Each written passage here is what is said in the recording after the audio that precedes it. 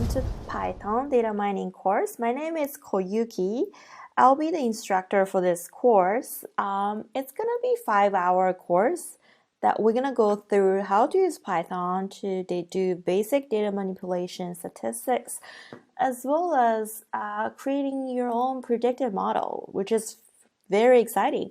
So in this first tutorial, we will talk about data wrangling, pretty much, data manipulation. How do you use Python's basic libraries to manipulate the data and get ready for modeling later that we're going to be doing. So we'll use practical data set to do the learnings of the following topics. So the first one is going to be cleansing the data. So definitely, it's very important. A lot of time, the data you'll get is not going to be clean, of course. It's very dirty. You have to go in and filter out noise and make the data available for analysis, right? That's going to be analysis ready. And then the next one, we're going to talk about statistics, like simple statistics. How do we take the mean? How do we find out the mean, max, minimum, as well as median, and so forth? How do we plot a basic histogram? How do we have better understanding of the data from statistics perspective? Then the third section is going to be practical examples of data mining. So we're going to be using actual data set to, go over a few Python tricks so that we will be able to have better understanding of data and then manipulate data better. And the last section is data set examples. So there are a lot of places you can get data, but we're going to go over how to get the data set. So right now here you see it's actually Jupyter Notebook. So which I will go over at the end of this lecture, how you can install this and how you can get your Anaconda, how you can get your Jupyter Notebook. But for now, let's say, you have everything set and now we can, get started. Section 1.1, data cleansing. So as you can see, I already typed out a few things, but you pretty much always use these libraries. So a quick way of doing this, once you have Anaconda set up, so you need to actually conda install every library in here. So pretty much you'll go into terminal. If it's Mac, then you can just click on this terminal and then just waiting. You can actually pretty much put conda install of the individual, like I already have the library, so I don't want to do it, but like you can actually just do conda install of say pandas. And then you will install it. It's gonna say you already have it, but this is how you can actually do this installation using Anaconda for individual libraries. It says solving environment. Don't worry too much about that. So after that, you can actually get some message. But the first thing definitely is Pandas. Pandas library is very, very popular in Python. So it allows you to manipulate data in a data frame format. So pretty much it's pretty close to Excel, right? Think of it as Excel. You can have this like grid format of the data, and you can see that here it's pretty much like it exists, so no need to do anything. So then it's very useful whenever you have a CSV, you have a text, you have any text data or any file that you save locally, you can load it to Pandas data frame and then manipulate your data there. So the second library you can see is Seaborn. So Seaborn is another very popular library that you can use to do pretty charts. So you can plot very different visualizations and charts using Seaborn, and it's very easy to use, user-friendly. NumPy is another one that's very popular. So it's NumPy. It's not NumPy. It's NumPy. And then I will say I always use NumPy just because it allows you to do this, we call it this concept of broadcasting. So you have a NumPy array, and then you can broadcast it so that it will really help the runtime, meaning you can apply a logic to every element in this NumPy array. and then it runs a lot faster, and then it's very easy for you to manipulate the data or the NumPy arrays.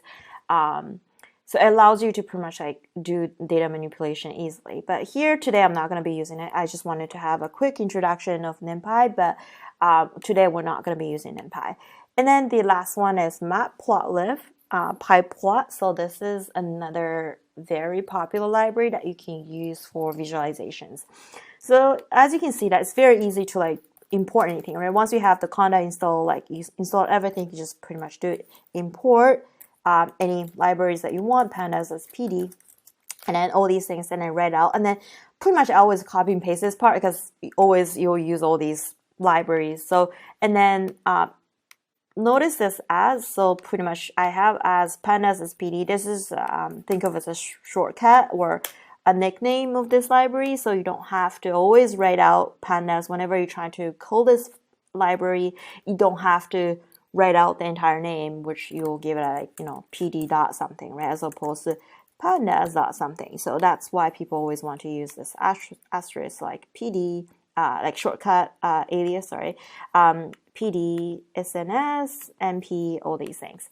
Okay, so then last thing is a percentage matplotlib inline. This is just to say that I want to, this is actually a trick in the Jupyter Notebook. I want to show the plots in line, meaning like I want to show the plots in my notebook. You know, I always have these things, so you know, it's best for you to just remember it and then copy paste it pretty much every time you will use these things. So let's say we are going to you know, have some fun. So let's say we have this data set, right? It's saved in CSV. It's called single family home values. This is actually coming from Zillow, right? So it's Zillow, which is like a public, you can actually get this from their website as well. So it's a public data set. So Zillow is an app that you can use to, when you try to actually buy a house, you can actually look at the stats of each house and the histories and also the estimated value for each house. And then I actually got this data. Say I'm just gonna go in here. Okay, I have all these. So you can actually, I'm just gonna open up the CSV. So I download this CSV from Zillow's website, and then, you know, it has many columns, of course. It's just a CSV file, right? You can actually see, you know, a lot of columns, a lot of rows. I want to just, you know, do something with this data set and then find out maybe there's some useful insights that, you know, I can use for my projects. So say, you know, the way that you can load this, right? I mean, I already typed it out, but like the way that you can load any data, right? Typically in CSV or text data is really just like you always want to assign this to a variable that's called df, but df is equal to PD. Remember, PD is our pandas dot read CSV of this file name, right? So I auto tap that, so like you can actually see whenever you're in the right directory, which in this one, we have this IPython notebook sitting in the same place as this CSV file, right? So whenever you're in the right directory, you can just like auto tap it, right? So that it will auto fill everything for you. So then you can actually say, okay, I'm going to, so remember this like sharp, this thing is actually comment. So you can actually write anything, right? So comment, this is how you can actually write comments. So add things that you want so that you can follow later or someone else can follow you or code later. So now, and then the way that you can actually use this Jupyter Notebook is you can actually delete it from here, right? So you can see this delete button, you can delete this. Or if you want to add more, then you can just like click on plus. And the way that you can run this is really, in Mac, is shift return. So shift return, or you can just click on this thing. You can then click on run. Actually, I don't use this. So yeah, like this, we'll actually run it. Run the selected cell, you can actually run this. But I always just do shift and return. So it's a lot easier. And then you can see whenever it's run, there's a number to it. So this will tell you this is the 48th cell run in this notebook. And then you can run it and then just run it. so now it looks like this data set has been saved as df. It's called df. You always want to use this variable called df because it's a data frame. So let's say df.head, which is very, very, very useful. You always use this. So df.head will tell you the top 2 rows in this data frame. So you can see all these columns, pretty much same as what we had right before. Not this one, sorry. In our CSV, I closed it, but like in our CSV, we had the same thing, right? You can actually change this to say 10. I don't want to do just to 10. I can still do 10, right? So this is how you can actually look at it. Just a quick preview, so to speak. And then, okay, so I have all these columns. I have all these, numbers, data. It's great. So at least I have a format that I can, start using, so which is saved in a data frame format. So you can actually, there's another way that you can look at the type of this DF. It's going to say pandas core frame data frame. So it's a data frame, right? So, all right, so now we have that, and then let's clean this thing a little bit. Okay, so another thing that's very useful, I already wrote here, but it's df.shape, right? So shape is telling you how many, this is the number of rows, this is the number of columns, right? So in this data set, we have 15,000 rows and then 18 columns, a lot of columns, a lot of rows. So it's definitely a big data set.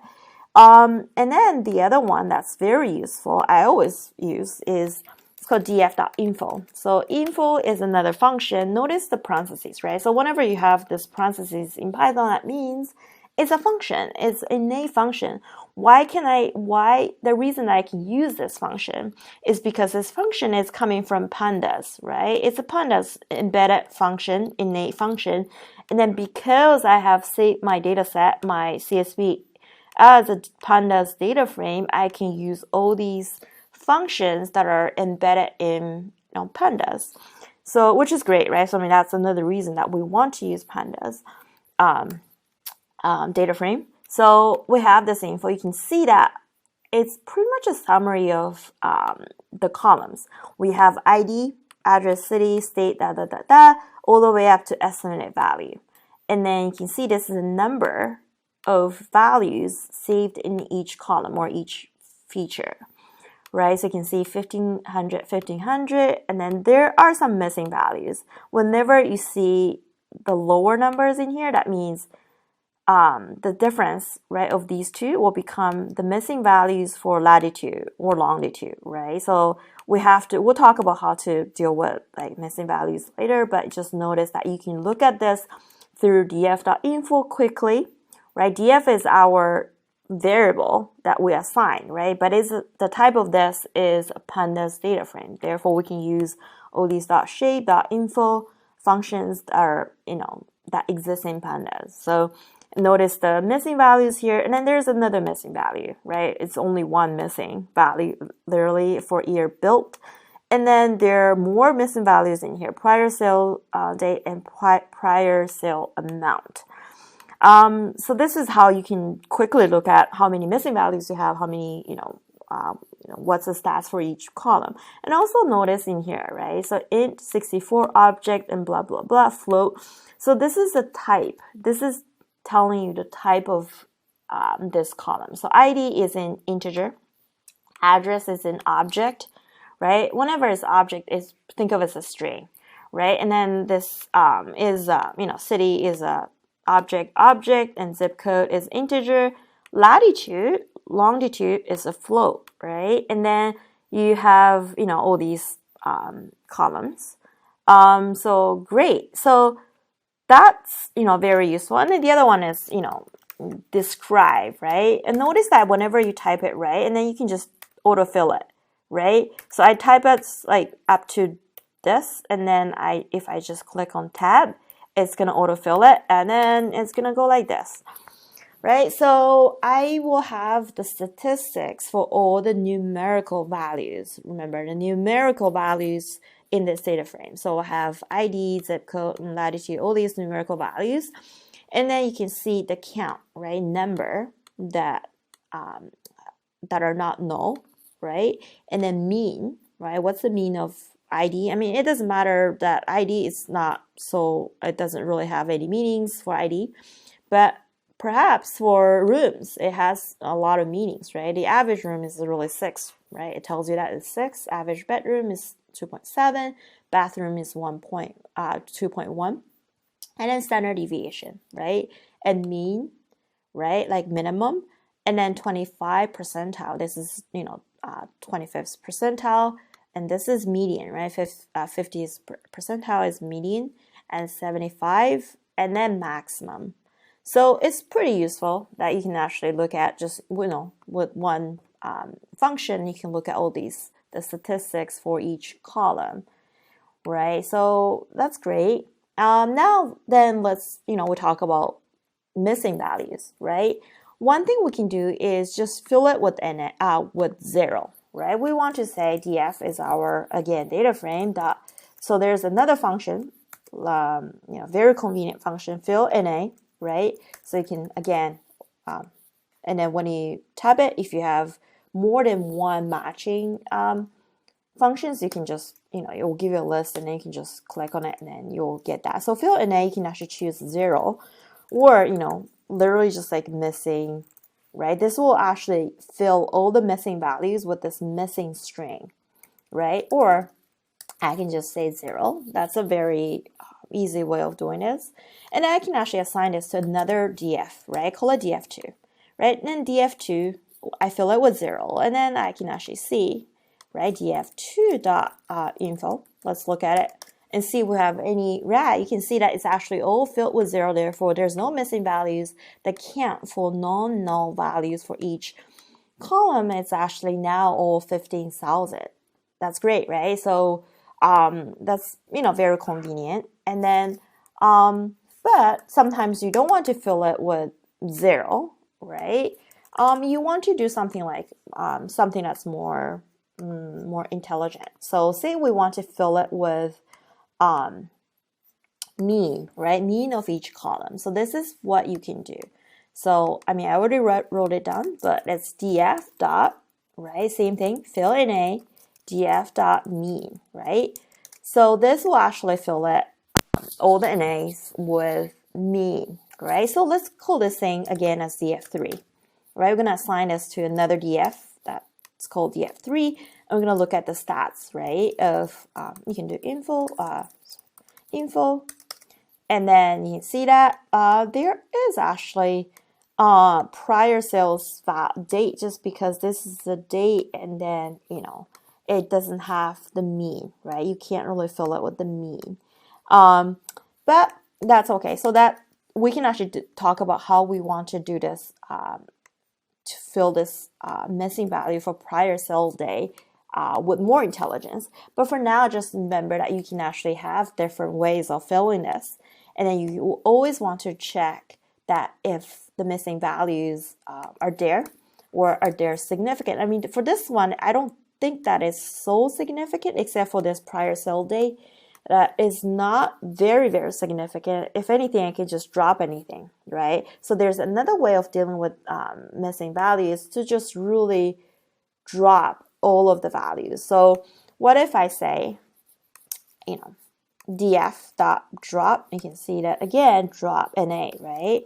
And then one thing I can do is in place, right? In place is true. We'll just say that I don't have to assign this back to a df.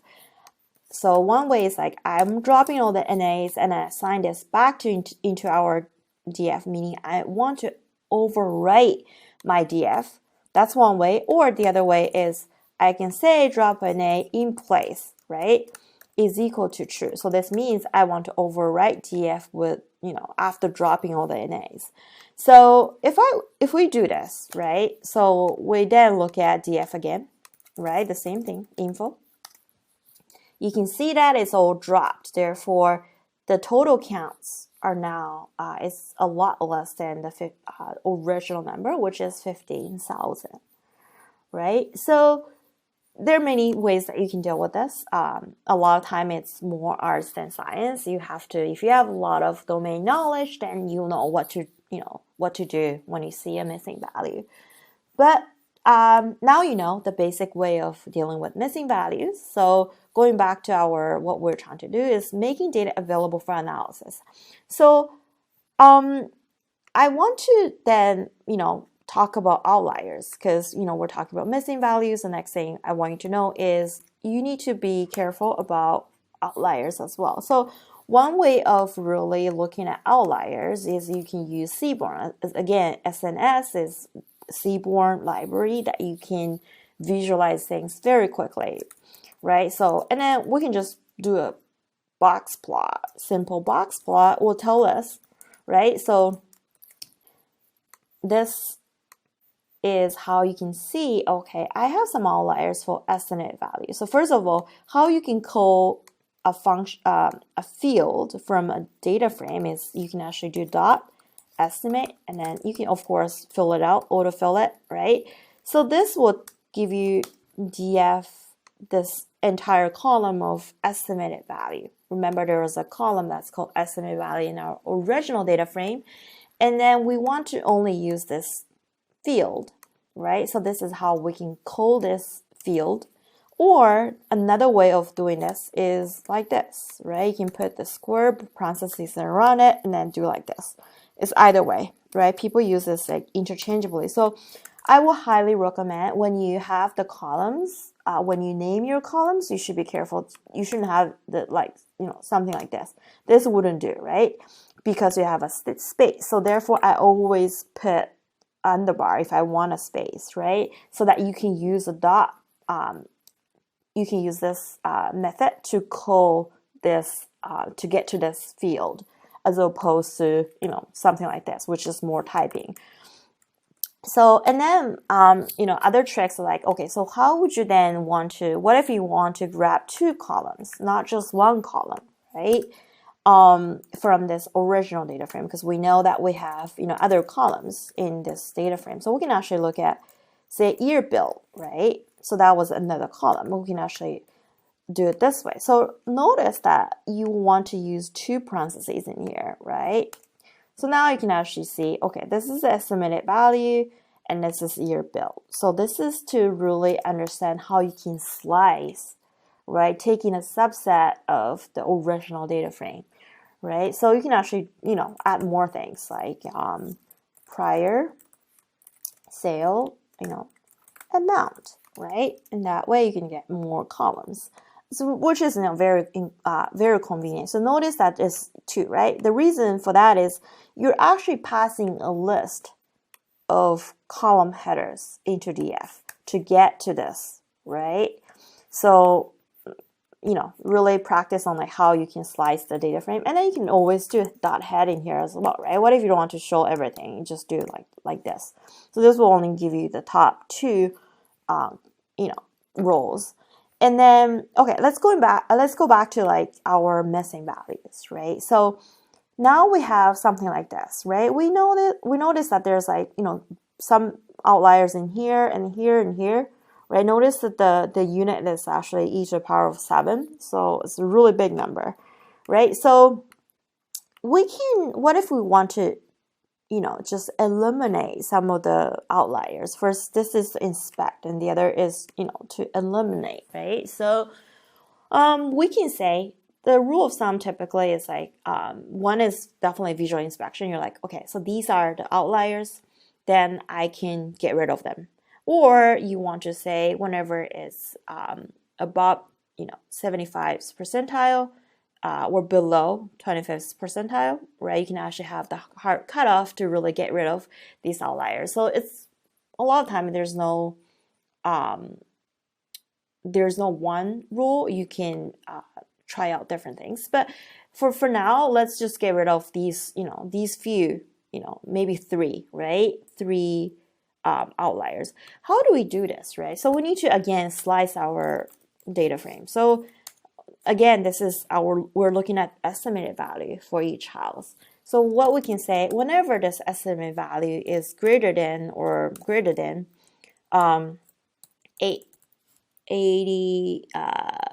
800, this is 800,000, whenever it's say so to the power of 7, right? So yeah, so whenever it's over 800,000, then we want to treat it as an outlier. Therefore, we only want to include the ones that are less than 800,000, right? So if we do this, so notice that you'll get this thing, right? Another data frame, right? So we can actually, again, use shape, right? To know how many are there.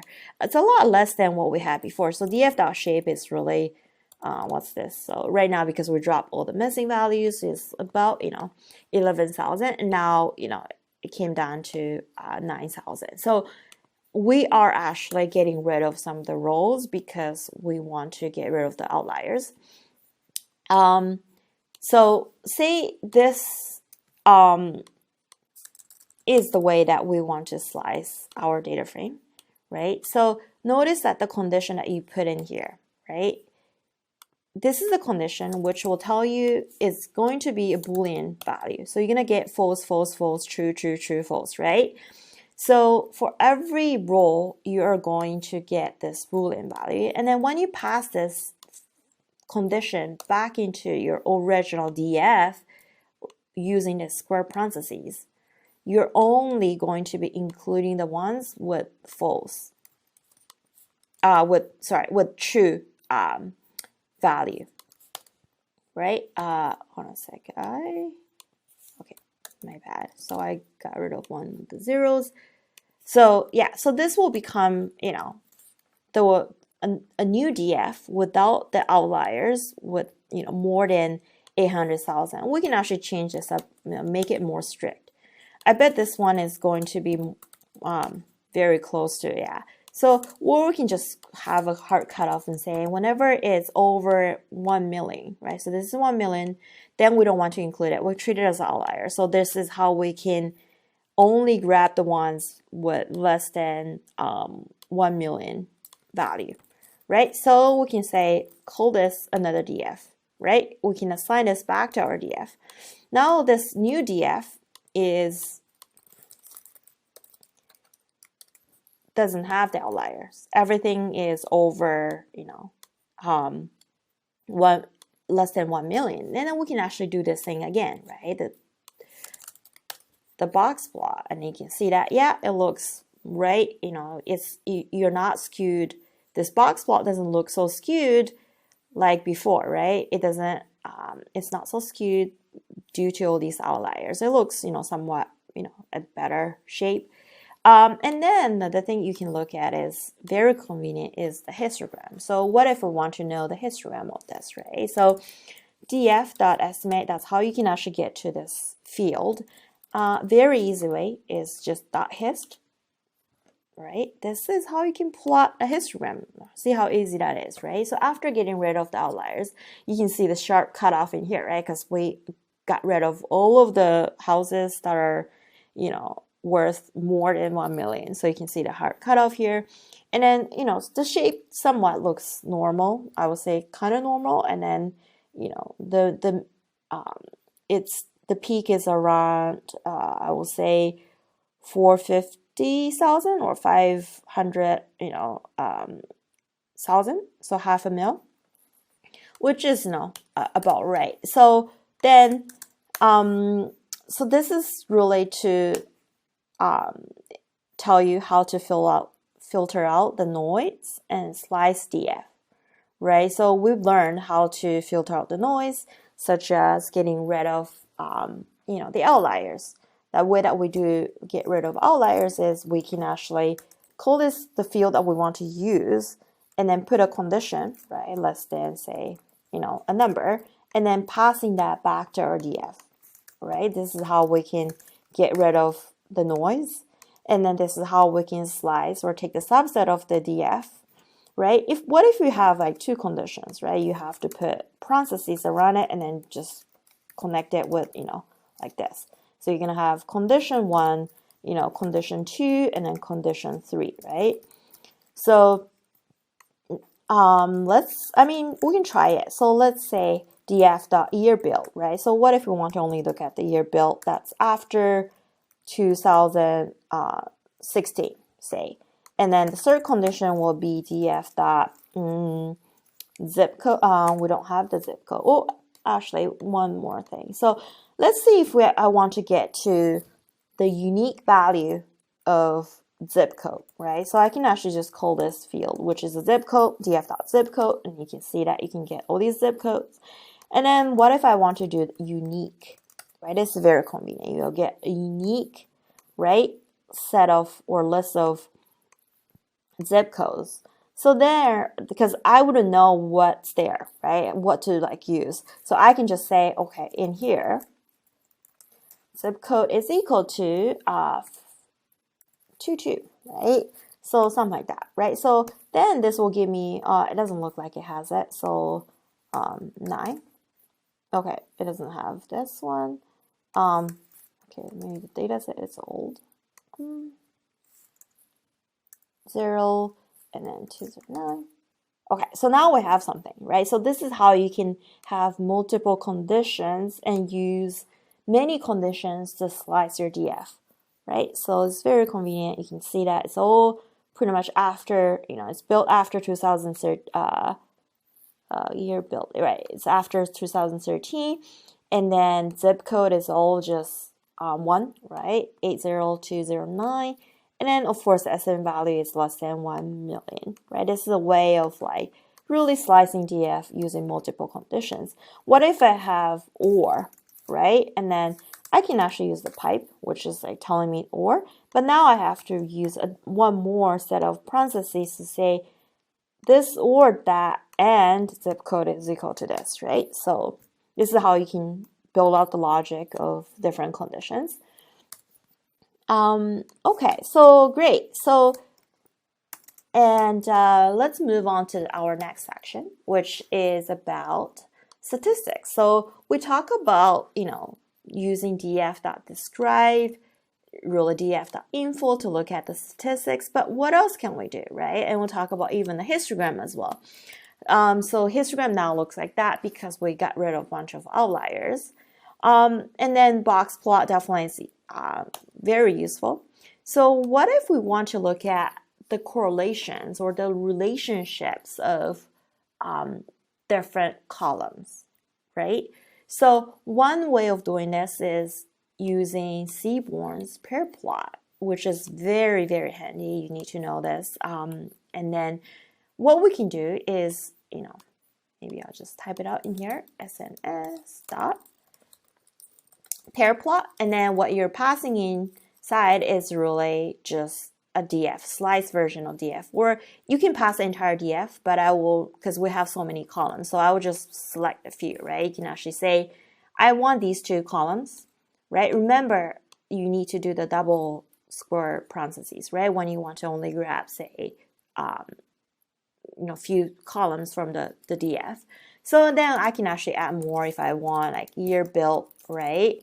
So this will give me the pair plot. It's going to take some time to run. Okay, so now this is a pair plot. It looks somewhat not so great because it's all like big cluster. So what if I do something like this, right? So like you can see that visualization takes a lot of iterations. You want to try out different things, right? One cool thing about pair plot is you can add this thing that's called hue, which I use a lot. So this is just this will allow you to have the color overlay. So let's try this, right? So I said I want, the hue as zip code. Then you can pretty much see, okay, so with zip code being pink, that's like 80209.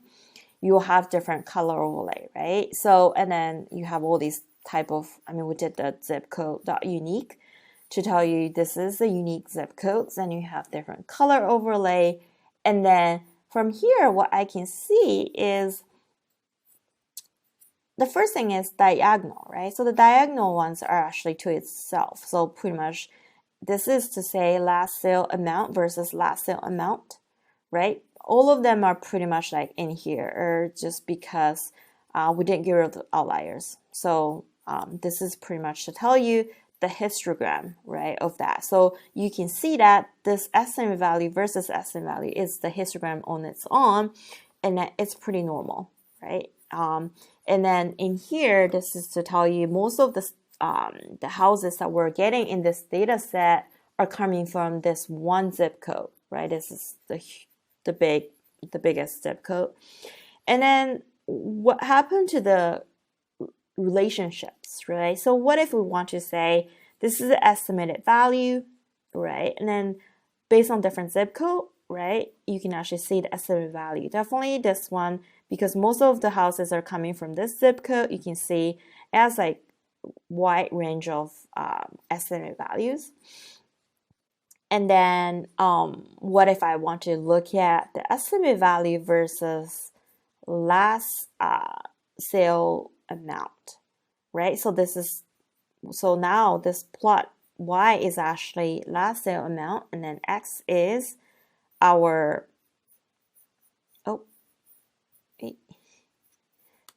so yeah, sometimes like Seaborn takes up a lot of space, so it will just slows down the computer. But the Y is last sale amount, and the X is estimated value. So you can actually see, okay, there's some relationship because of the outliers is not looking so good. So you know what? I will go ahead and I remove the outliers for last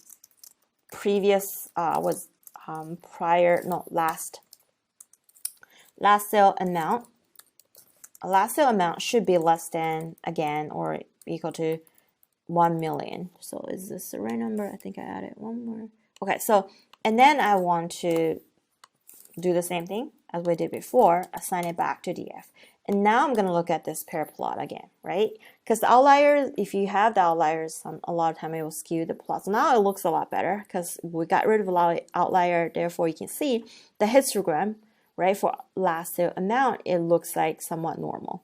This is a histogram for last sale amount. This is a histogram for estimate value. And this is pretty much the plots or the histogram for zip code, right? But because zip code is not a continuous variable, therefore you'll see the bars like this. Now let's look at, the relationship between estimated value and then last sale amount. It looks somewhat linear, right? With, a huge blob almost, but it's a linear, I would say it's a linear relationship. That means the higher the last sale amount is, the higher the current or the estimated value should be, which kind of makes sense, right? And then the opposite of that is really like, it's this, right? So if we just swap X and Y, so this is the plot. So X now is last sale amount, and then Y is estimated value. So what we're saying is that the higher the last sale amount is, the higher, right, the estimated value is, which, makes sense. And then you can see with the color overlay, a lot of time you can actually draw a lot of interesting conclusions. You can see, okay, the outliers here, like, which means the last sale amount is high, but then the estimated value is not so high. It's coming from green, like somewhat like this, like 80204. That means this zip code is not, is one of the outliers. It's not, just because last sale amount is high doesn't mean that the estimate value is high. Maybe something happened to this area. It could be the crime rate. It could be any other factors that are not really, it's contributing to like the current estimated value. So yeah, there's so many things you can do. And then I added one more thing. It's like Seaborn has like many fancy models, plots you can do. So you can do SNS.strip plot. So now I can see, by zip code, X is my zip code, df.zip code. This is how you can get access or get the field, right, which is zip code from this df, and Y is your estimated value. So this is actually very convenient in a way that you can see by zip code what is the estimated value and then its distribution, right? This is like almost like the scatter plot for every zip code, right? And then you can see, okay, so this one has like, some outliers here, but pretty much, all of them are here, right? And then this one won't have one data point, so it doesn't count. These few, it's like very minor. So it's very convenient. And the other one I will say is CNS, the violin plot is very popular as well. You can do almost the same thing. So X is equal to df.zip code, and then Y is equal to df.estimated, right, value. So you can actually look at the Wrangling plot, which might take some time, but it looks like a Wrangling. But these two, you only have one data point, so you can't really look at the distribution. So other ones, you can actually see, yeah, this one actually has pretty high blue, right, and then pink. These two zip codes have, they tend to have higher estimated value overall. So these could be like more like expensive areas like downtown or very, good areas with good schools. And that's why, the value of the house is actually increasing or higher than other zip codes. But I mean, these are all the things that you can do to look at the statistics, so to really compare the differences and then draw useful insights from your data set. And then, I said something like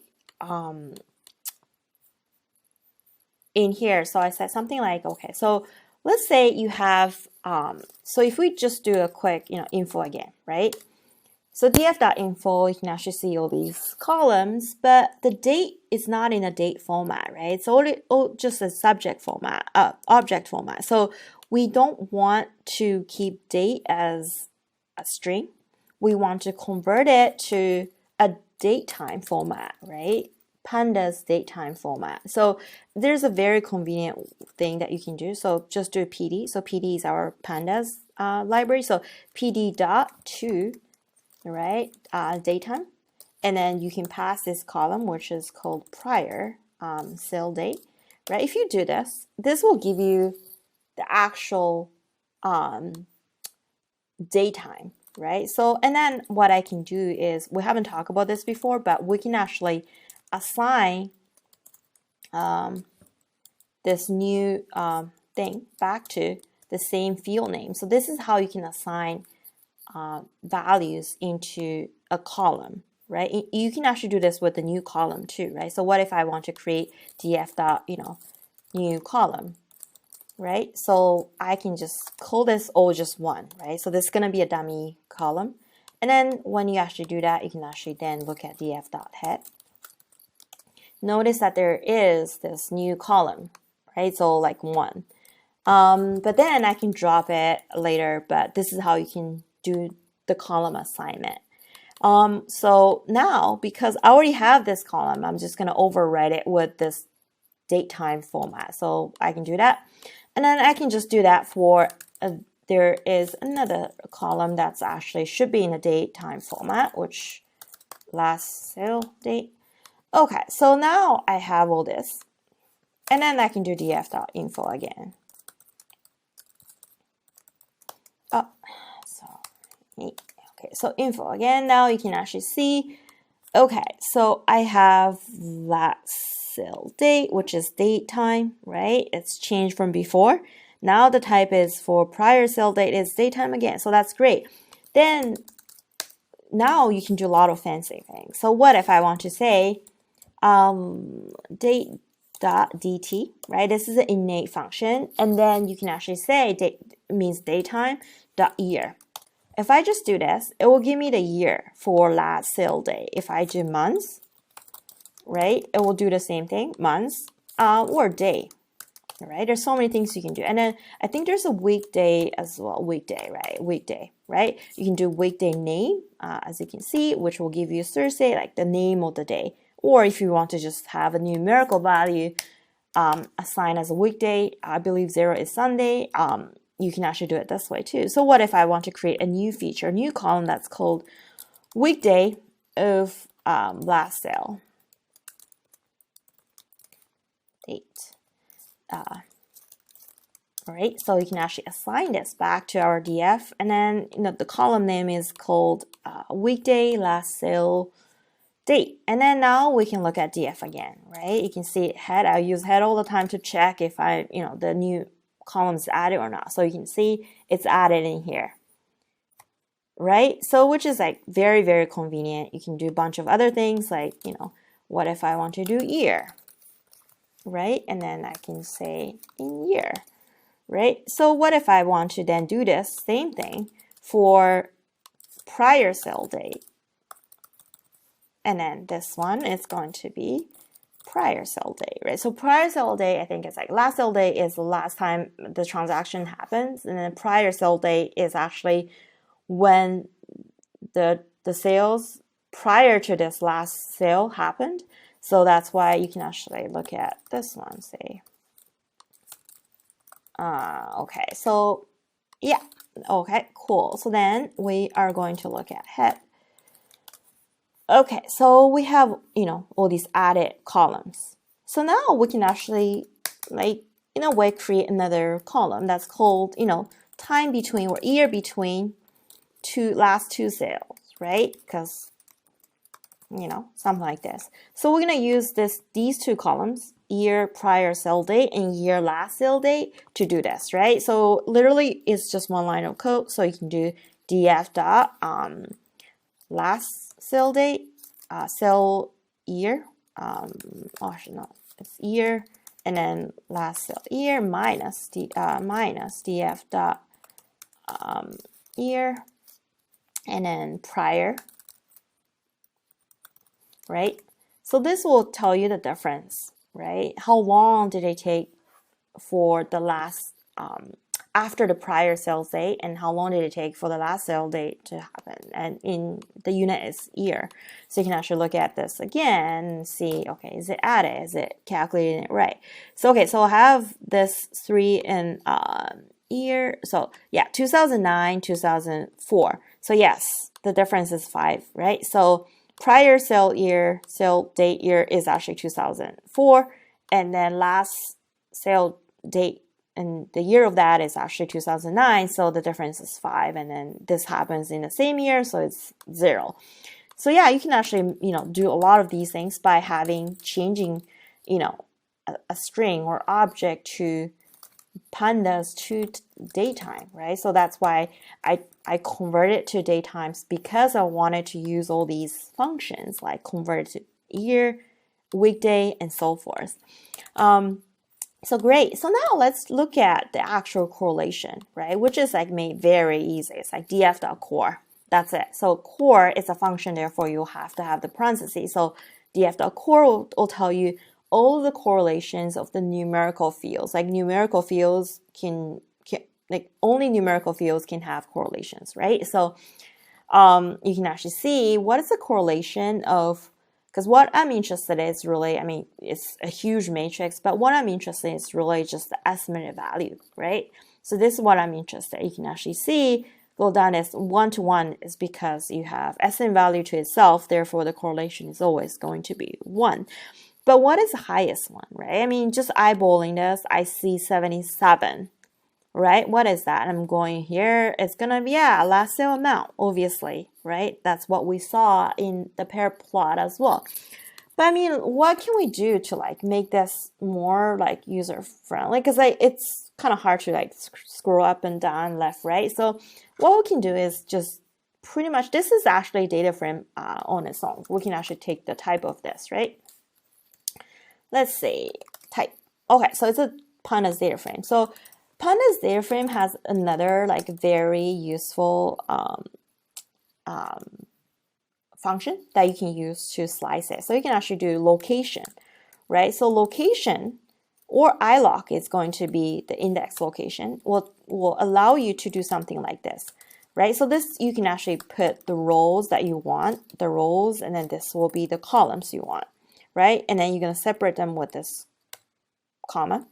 But then the rows here that we want is really the estimated value, right? And then the columns here is pretty much everything. When you put everything, it's like this, it's a column.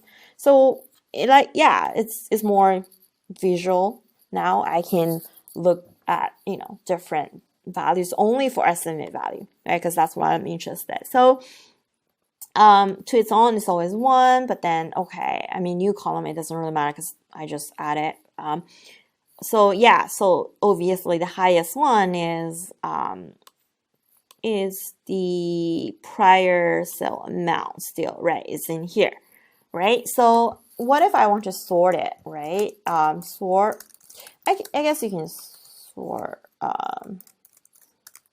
values, and then you can actually say something like this, right? So when you sort it, and these two doesn't, they don't really count. So you can actually say the highest one is this, but I want the highest one to be, to come on the top. So you can actually say ascending, right? Ascending is equal to false.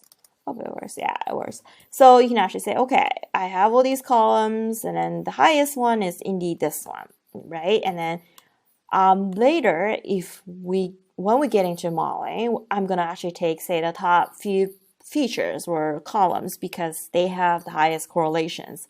In this case, it's going to be last sale amount, square footage, bathrooms, rooms, right, and prior sale amount, right? So I mean, it is intuitive, right? Like these are pretty much important features, like when it comes to value of a house.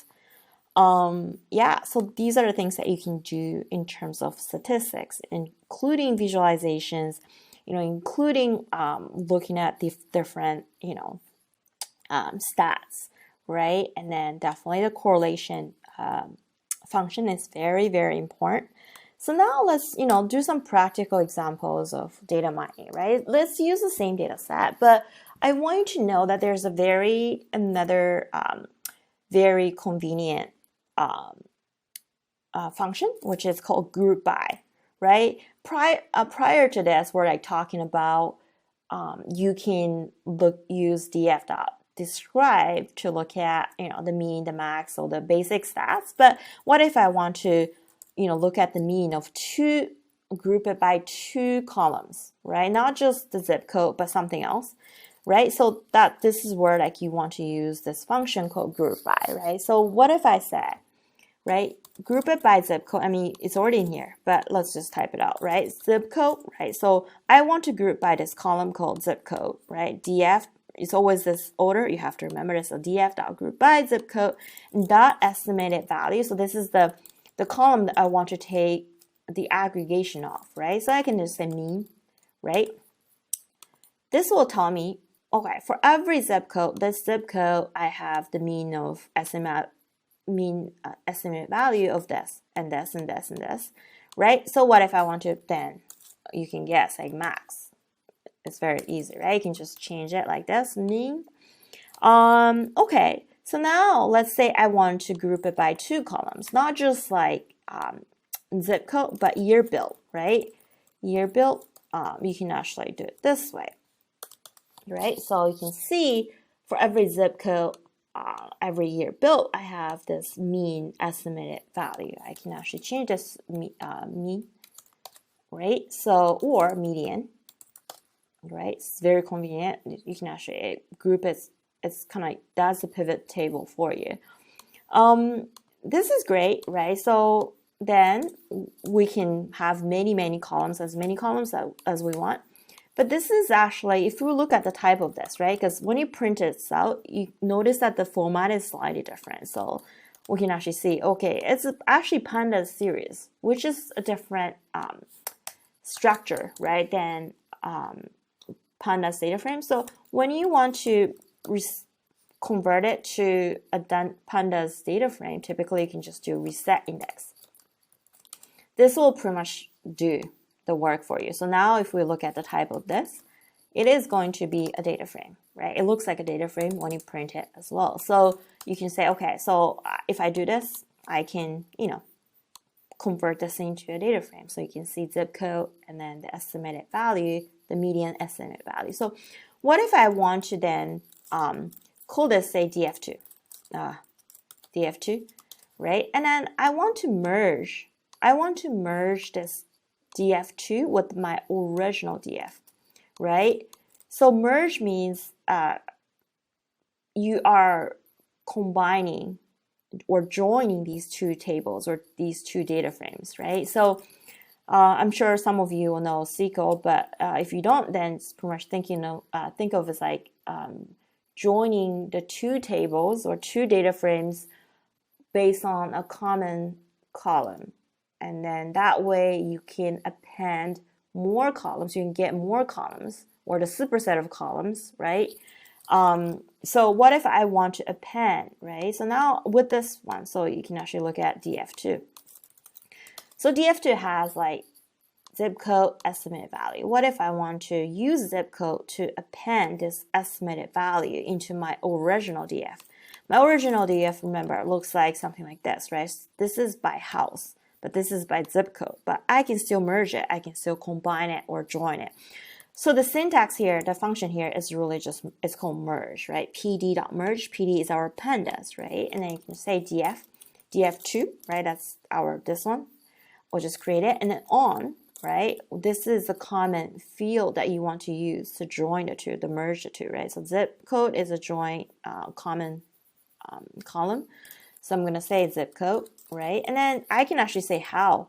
How is like I want to do left, right, or if I don't put anything, it's going to be inner. So some of you might know left join in SQL, but if you don't, just think of it as like you want to include everything from your left data frame or left table to be included in your results, right? So I can call this df3, right? So now I'll say df3.head, right? So now you can see one more columns, which is called estimated value y, right? It's called estimated value y just because df2 has the same column, right? The estimated value. And then we had the estimated value originally from our df. That's why it doesn't know what to assign to. So therefore, it's going to give you x and y like this, x and y. X means it's coming from the left data frame and y is coming from the right data frame. But don't worry too much about this. But what we can do here is we can actually do a quick trick and say dot columns, right? We can say, okay, I want to rename the column to like zip code, comma, median value, right? So now if you look at df, it's going to be, df2, it's going to be this median value, right? It's not going to be estimated value, right? So now we can, if we do the join or the merge, right? Df is the same, and then, right? Remember how to run it is shift return, or you can actually click in here. So now you can see df3 has median value, right? It doesn't have the weird x and y, and the estimated value is estimated value. So yeah, that's pretty much it for, practical examples of data mining. And the last section is really about data set examples. I highly, highly recommend using Kaggle.com. So go to Kaggle.com and sign up for free. And then you can get tons of data sets, or free data sets. So just play with those, and then for an hour or two.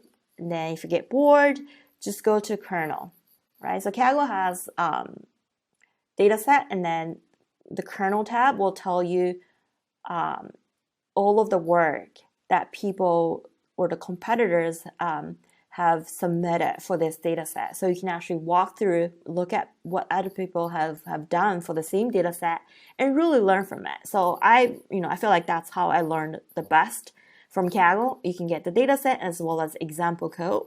And then a lot of time the code is the best in the world. So definitely use Kaggle to get your data. And Reddit is, another source. And then sklearn, right? Sklearn, this is one example. I just took it from the source, like from this link. I just copy and paste it in here. It has a few innate data sets like people always use when they start, learning data science. So this is Iris data set. I'm sure you've heard of this before, but it's actually very easy to get. So you will need to conda install sklearn. So sklearn is Python's library, so I have to conda install the same way that we did for other libraries. And then you can import it like this, right? From sklearn, import dataset. So this is where the sklearn datasets is, right? All of the datasets from sklearn can be imported like this. And then you can say datasets.load iris or load other things, right? Movies or other things. And then you can call it iris. And then this is how you can split from like X and Y. So Y is your target and X is your feature matrix. So there are many, examples like this you can just find online. The code is here, but I would say sklearn is another source of good data sets, but doesn't mean that they are the best data set. I would say Kaggle is good. Reddit is good. sklearn, a lot of static data sets, traditional, or I would say like typical data sets that people use when they're trying to learn. And also Google it, right? A lot of times just Google, data set or image data set, dogs versus cats, anything that you want. Typically, you can find the actual data set online. So, okay, that's pretty much it for, today's session. So just a recap, right? So this is our first session for data mining course. We went over how to cleanse a data set, right? And filter out the noise and looking at missing values, outliers. And then what is a statistic? Like, how do you look at the statistics? How do you get to the statistics? How do you do a simple histogram plot? And then the practical example of data mining. How do you slice a data frame? How do you merge them? How do you manipulate, right, by taking the group by of a data frame?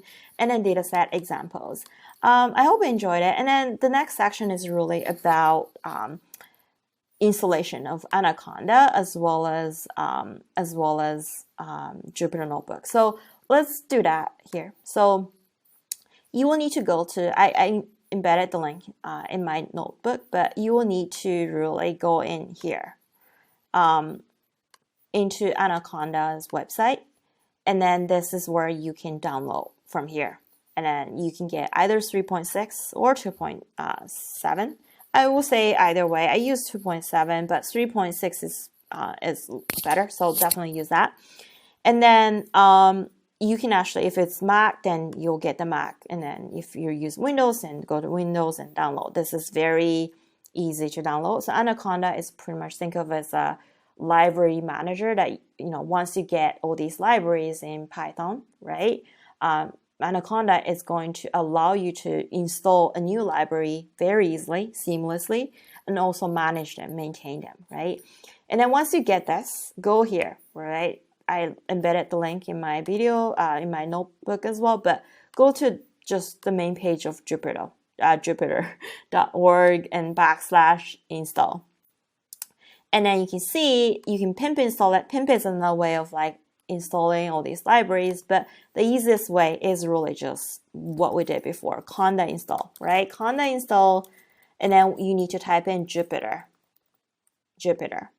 right? That's it.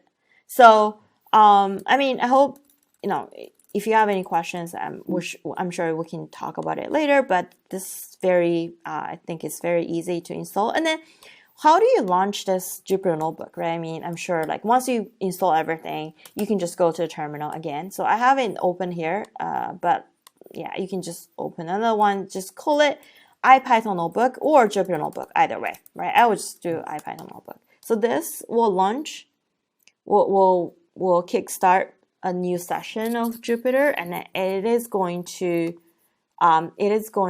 open up a new page in your browser, like here, right? You can see it's gonna open this localhost, and then you can start working on it. So say I click on what I had before was so this is a folder and another folder. You can actually create a new notebook like this, right? Go to here, new, and Python 2 or Python 3, and this is how you can start a notebook. And I already have one here. You can see the file extension is IPYNB. It's in here, and then you can see this is how I was having my notebook, right? You can see a bunch of things in here. So that's pretty much it. Thank you so much, and then I look forward to the next section. Thank you.